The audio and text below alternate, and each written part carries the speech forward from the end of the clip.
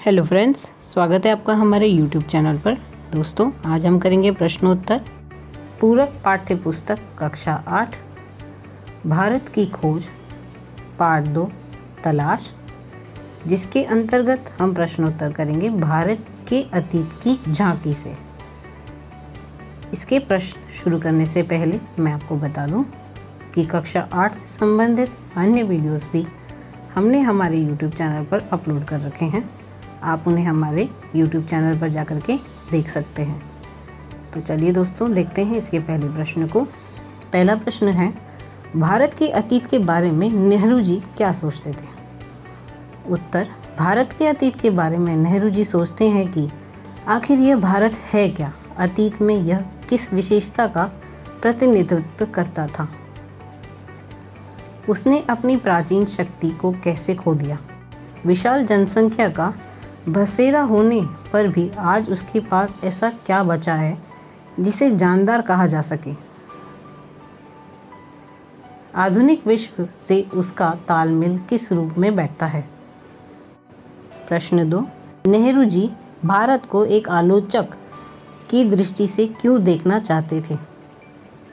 उत्तर, नेहरू जी भारत को एक आलोचक की दृष्टि से इसलिए देखना चाहते थे कि वह भारत के अतीत की अच्छाई बुराई का सही अवलोकन कर सकें और उसका विश्लेषण कर सकें। प्रश्न 3, सिंधु घाटी में स्थित मोहनजोदड़ो नगर की क्या विशेषता थी? उत्तर, सिंधु घाटी में स्थित मोहनजोदड़ो नगर की यह विशेषता थी कि यह 5000 वर्ष पूर्व निर्मित नगर था जो पूर्णतः विकसित था और यही आधुनिक सभ्यता का आधार भी था।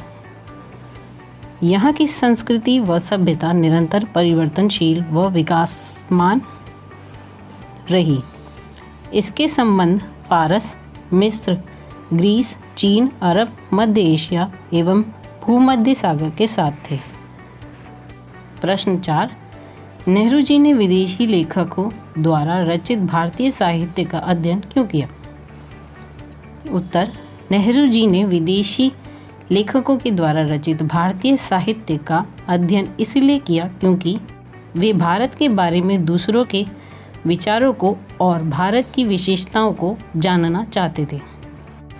प्रश्न 5, नेहरू जी कश्मीर की तरफ अधिक आकर्षित क्यों हुए? उत्तर, नेहरू जी के पूर्वज कश्मीर के रहने वाले थे। उनके जीवन का काफ़ी समय भी कश्मीर की वादियों में बीता, इसीलिए वे कश्मीर की तरफ अधिक आकर्षित हुए।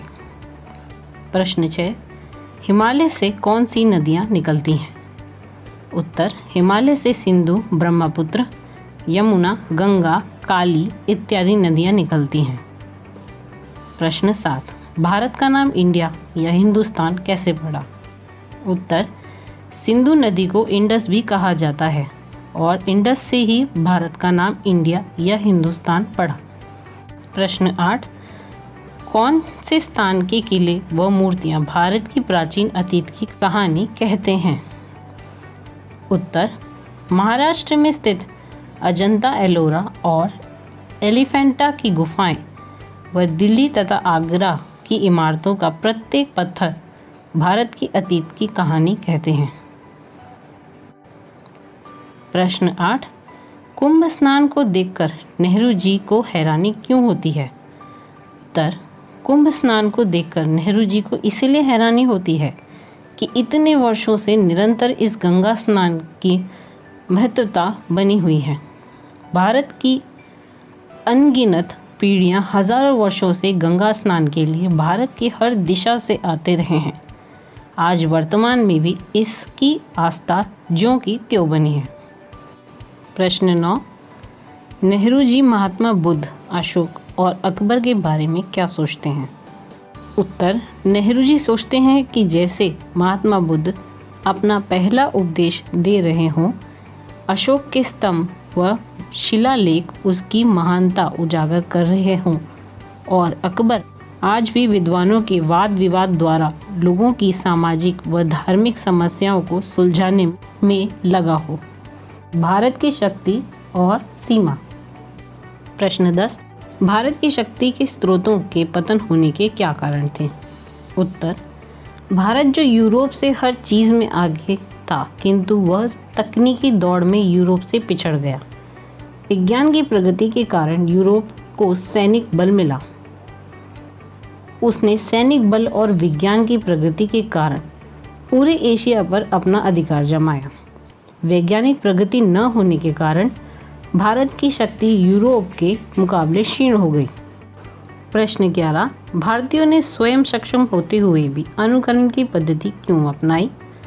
उत्तर, भारतीय सक्षम होते हुए भी नवीन करने की कोशिश करते रहे, किंतु उनमें परिश्रम की कमी हो गई, जिसके कारण भारतीयों ने अनुकरण पद्धति को अपनाया। प्रश्न 12, भारतीयों ने संकीर्ण धारणाओं को क्यों अपनाया? उत्तर, भारतीयों ने संकीर्ण धारणाओं को रूढ़िवादिता के कारण अपनाया, जिसमें महासागरों को पार न करना, अंधविश्वास को मानना इत्यादि शामिल है। प्रश्न 13, भारतीय संस्कृति की क्या विशेषताएं हैं? उत्तर, पुराने विचारों को नए विचारों के साथ आत्मसात करना, प्राचीन और नवीन के साथ सामंजस्य स्थापित करना भारतीय संस्कृति की विशेषताएं हैं। भारत की तलाश। प्रश्न 14, नेहरू जी ने भारत की तलाश कैसे की? उत्तर, नेहरू जी ने भारत की तलाश ऐतिहासिक और प्राचीन पुस्तकों, प्राचीन स्मारकों और प्राचीन सांस्कृतिक उपलब्धियों के अध्ययन से की। प्रश्न 15, भारतीय संघर्ष के नेतृत्व हेतु नेहरू जी ने किसकी ओर देखा? उत्तर, भारतीय संघर्ष हेतु नेहरू जी ने मध्यम वर्ग की ओर देखा, क्योंकि यह ऐसा वर्ग था जो बदलाव चाहता था।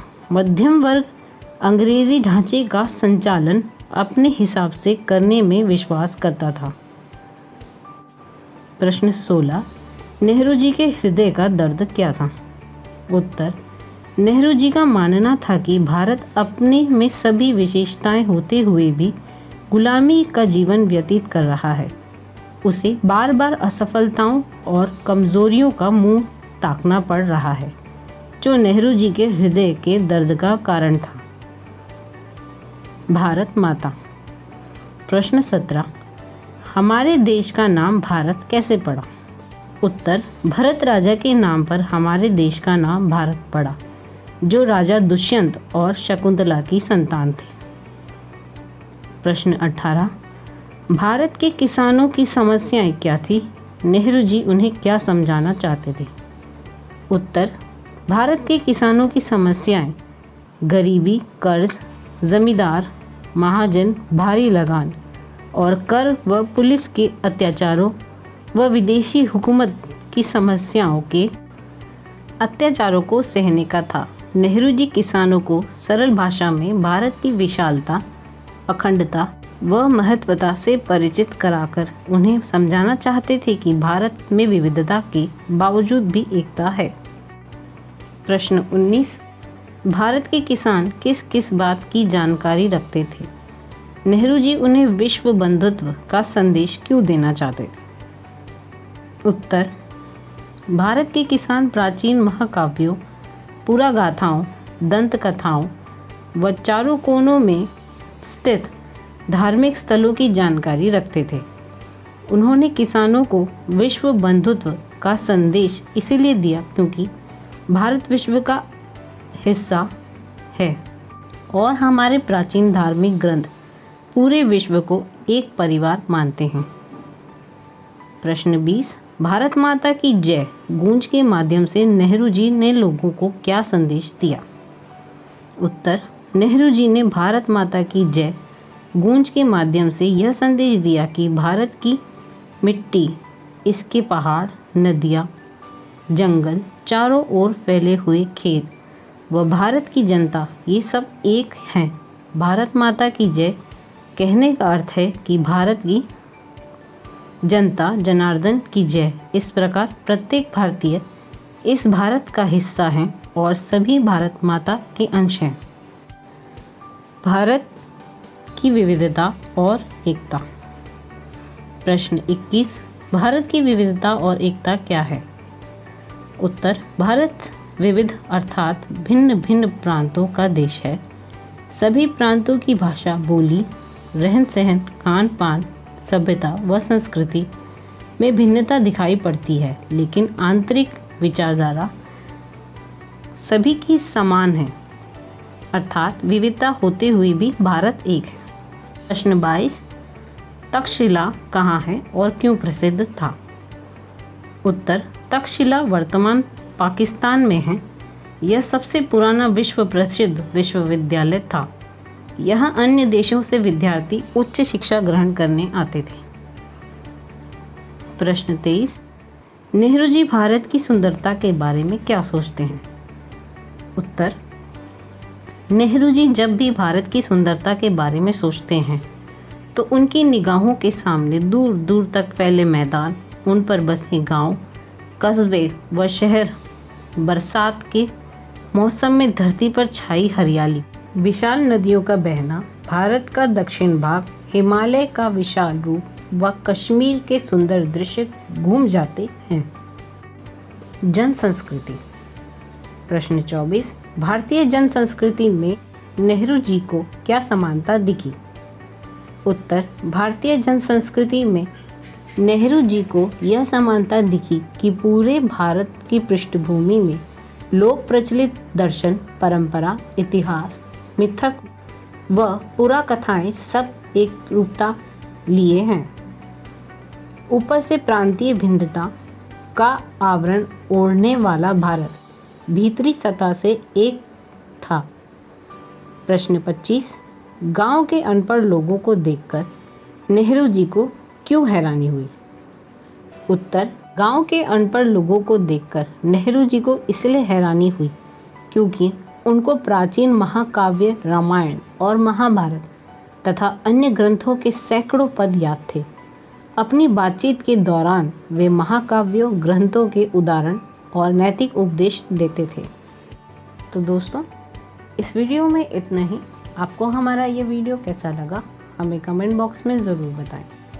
हमारे इस वीडियो को लाइक करें, शेयर करें तथा हमारे चैनल से जुड़े रहने के लिए हमारे चैनल को सब्सक्राइब करना ना भूलें। बेल आइकन को ज़रूर दबाएं ताकि आपको हमारे वीडियो की नोटिफिकेशन सबसे पहले मिल सके। तो चलिए दोस्तों, मिलते हैं अगली वीडियो के साथ। तब तक के लिए धन्यवाद।